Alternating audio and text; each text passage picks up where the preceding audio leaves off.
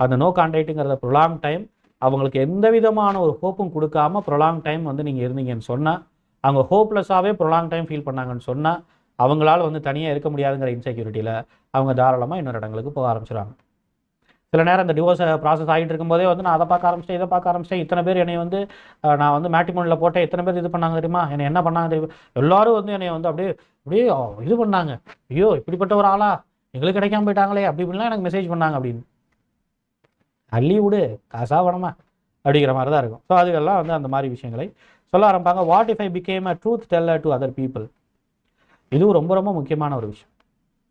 If you will become a truth teller to other people அப்படின்னு சொன்னால், which means இவங்களை பற்றி மற்றவர்கிட்ட நீங்கள் சொல்ல ஆரம்பிச்சிட்டிங்கன்னா கொஞ்சம் கொஞ்சமாக அவங்கள பார்த்து பயப்பட ஆரம்பிப்பாங்க, உங்களுடைய கான்டாக்டே கட் பண்ணுங்கிற அளவுக்கு நினைப்பாங்க.